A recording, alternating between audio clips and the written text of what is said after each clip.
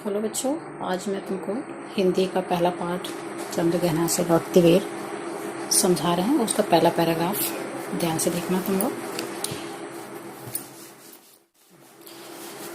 पहले पैराग्राफ में कवि कहते हैं कि वो चंद्रग्रहण नामक जगह से लौटते समय खेतों में अलसी और चना की फसल को देखकर कल्पना करते हैं और बोलते हैं कि जब मैं चंद्रग्रहण से लौट रहा था तो खेत की मेड़ पर बैठकर मैंने अकेले में जो देखा उसका वो वर्णन करते हैं। वो बताना चाह रहे हैं कि खेतों में चने के हरे पौधे को देखकर ऐसा लगता है, ऐसा उनको महसूस होता है मानो उनके सिर पर गुलाबी पगड़ी सजी हुई हो।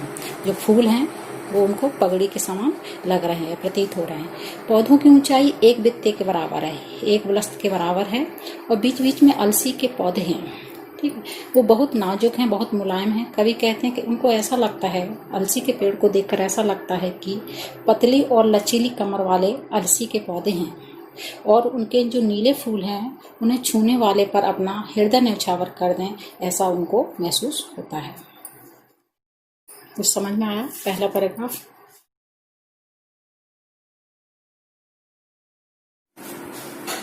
हेलो बच्चों, मैं शशि मैडम। आज पहले पार्ट का, हिंदी का पहले पार्ट का पहला पद्यांश समझा चुके थे और बाकी दूसरे पद्यांश समझाएंगे। और पद्यांश बड़ा है इसलिए मैं छोटा छोटा करके सब समझाएंगे तुमको, ठीक है? तो यहाँ तक समझा दिया था।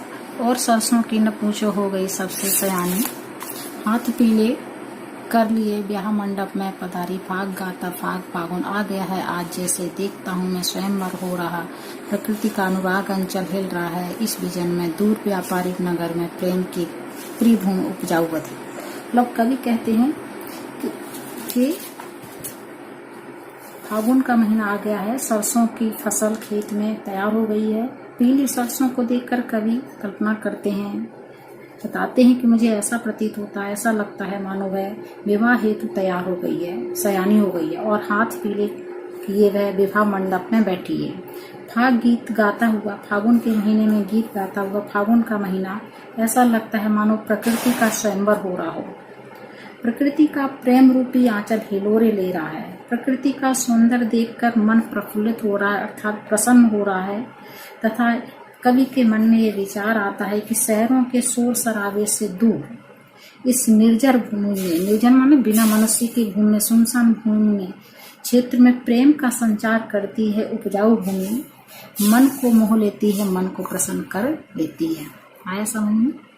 दूसरे वाले का, और पैरों तले है पोखर से लेके नीचे गले में डालता। अगर आप लोगों के पास बुक नहीं है तो किसी भी बच्चों की पुरानी बुक ले लोगे और उससे पढ़ोगे, ठीक है? तो दूसरा है प्रेम की और पैरों के तले है पोखर, उठ रही इसमें लहरियां, नीचे तल में जो उगी घास बुरी ले रही है लहरियां, एक चांदी का सा बड़ा गोल खंबा आंख को है चमकाता है, कई पत्थर किनारे पी चुके चुपचाप पानी, प्यास लगी कब बुझेगी, चुपचाप खड़ा बगुला डुबाए टांग में, देखते ही मन चंचल ध्यान निद्रा त्यागता, चट दबाकर चोंच में नीचे गले में डालता।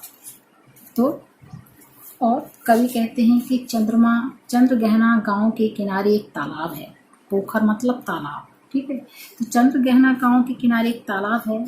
वायु उसमें प्रवाह के साथ उसमें जल की लहरें उठ रही हैं, मतलब हवा चल रही है तो उसके साथ जल में लहरें उठ रही हैं, तरंगें उठ रही हैं। उसके साथ जो घास है, घास भी लहरा रही है।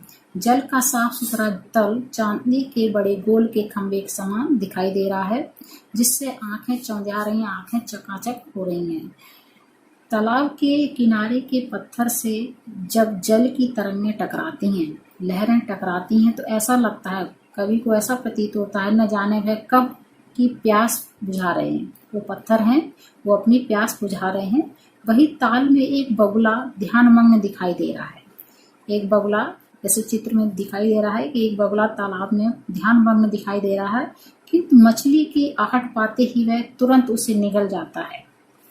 मछली की आहट पाकर वह तुरंत उसको चोंच में दबाकर नीचे गले में डालता है, मतलब अर्थात वो निकल जाता है। ये दूसरे पद्यांश का है। अब तीसरा है, एक काले माथे की चतुर चिड़िया, श्वेत पंखों के झपाटे, मार फौरन टूट पड़ती भरे जल के हृदय पर, एक उजली चतुर मछली चोंच पीली में दबाकर दूर उड़ती गगन में, और यहीं से भूमि ऊंची है जहां से रेल की पटरी गई, ट्रेन का टाइम नहीं। तो एक काले माथे की चिड़िया है। कवि कहते हैं कि एक काले माथे की चिड़िया है, चालाक चिड़िया है, जिसका सिर काला है, तालाब के ऊपर मंडरा रही है, तालाब के ऊपर घूम रही है, और अवसर पाते ही जल में तैरती मछली को, और समय पाते ही जल में जो तैर रही मछली को अपने सफेद पंखों को फैलाकर, झपट्टा मारकर चोंच में दबाकर दूर आकाश में उड़ जाती है, दूर गगन में उड़ जाती है।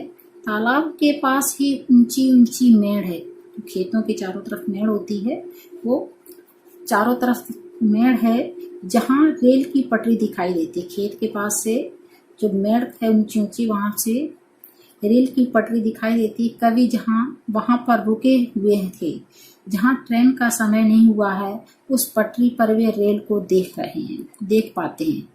ठीक है, ये यहाँ तक तुम्हारा है। अब तीसरा अगला है, मैं यहाँ स्वच्छंद हूँ। इस बार ये बोर्ड में भी आया था। मैं यहाँ स्वच्छंद हूँ, जाना नहीं चित्रकूट की अनगढ़ चौड़ी, कम ऊंची ऊंची पहाड़ियां दूर दिशाओं तक फैली हैं बाज भूमि पर, इधर उधर रीवा के पेड़ कांटेदार क्रूप खड़े हैं, सुन पड़ता। तो अब कवि कहते हैं कि मैं यहाँ स्वच्छंद हूँ। कवि कहते हैं कि यहाँ पर मैं स्वतंत्र हूँ, स्वच्छंद हूँ, हमको कहीं भी जाना नहीं। और चित्रकूट की अनगढ़, अनगढ़ माने बिना गढ़ी हुई, जो प्राकृतिक चीज रहती हैं, जो ऊंची ऊंची पहाड़ियां हैं, प्राकृतिक पहाड़ियां हैं, वो ऊंची ऊंची खड़ी हैं, दूर तक जहां तक दृष्टि जाती है वहां तक उनको पहाड़ दिखाई देते हैं, उनका विस्तार दिखाई देता है। कवि स्वच्छंद हैं, स्वच्छंद विचरण कर रहे हैं, स्वतंत्र विचरण कर रहे हैं, उनको कहीं पर जाना नहीं है। वे प्रकृति के सौंदर्य का अवलोकन करें, अर्थात प्रकृति के सौंदर्य को देख रहे हैं। इन पहाड़ियों के आसपास की जो बंजर भूमि है, बंजर भूमि जहां पर कोई चीज उगती नहीं, बंजर भूमि पर बबूल जैसे कांटेदार पौधे दिखाई दे रहे हैं, जिनकी विशेष आकृति नहीं होती है, फैले हुए हैं, उनकी कोई विशेष आकृति नहीं होती है, कांटेदार पेड़ हैं। ठीक है, फिर अगला देखो, सुन पड़ता है मीठा मीठा रस टपकाता, सुग्गे का स्वर टे टे टे टे, सुन पड़ता है वनस्थली का हृदय चीरता, उड़ता गिरता सारस का स्वर टिंटो टिंटो, मन होता है उड़ जाऊं मैं पर पहलाए सारस के संग, जहां जुगल जोड़ी रहती है हरे खेत में, सच्ची प्रेम कहानी सुनूं चुप्पे चुप्पे। तो यहाँ पर लास्ट पैराग्राफ है। कवि कहते हैं कि प्रकृति के सुरम्य, सुरम माने सुंदर वातावरण में वृक्षों पर बैठे तोतों की टेंटे की मधुर ध्वनि वातावरण में गूंज रही है, वातावरण में सुनाई दे रही है। वहीं दूसरी तरफ इस नीरवता को देखकर सारस का ट्यूटों का स्वर सुनाई पड़ रहा है। तो वहां पर वृक्षों पर जो तोते बैठे हैं उनकी आवाज सुनाई पड़ रही है, और दूसरी तरफ सारस की ट्यूटों की आवाज सुनाई दे रही, जिसे सुनकर कवि के मन में विचार उठता है कि वह इन पक्षियों के साथ पंख फैलाकर उड़ जाए। उनमें भी ऐसा विचार आता है, मन में आता है कि वो पक्षियों के साथ अपने पंख फैलाकर उड़ जाएं, तथा हरे भरे खेतों के बीच जहां ये युगल, यहाँ ये जोड़ी हो, वहां चुपचाप वे उनकी प्रेम कथा को श्रवण करें, अर्थात प्रेम कथा को सुने। ऐसा कवि के मन में आ रहा है। ठीक है, इसके बाद ये प्रश्न उत्तर हैं। प्रश्न उत्तर को मैं करवाएंगे, तुम्हारे पास मैंने भेज दिए हैं। इनको उत्तर, पहले इनको अर्थ समझोगे, फिर मैं अगले बार इन प्रश्नों के उत्तर तुमको भेजेंगे, वो लिखोगे। और सभी पद्यांशों के अर्थ में भेजूंगी अलग अलग, तो उन अर्थों को कॉपी में लिखोगे। ठीक है, अभी मैंने समझा दिया है, तो प्रश्न उत्तर बाद में पहले इनको अर्थों के, इनके वो जो पद्यांश है उनके अर्थ को लिखवाऊंगी। ठीक है, उसके बाद प्रश्न उत्तर। तो पहले अर्थों को पहले समझ लोगे, अगली बार मैं इनके अर्थ को लिखवाऊंगी, कॉपी बना लोगे तुम लोग। ठीक है, ठीक, आज इतनी।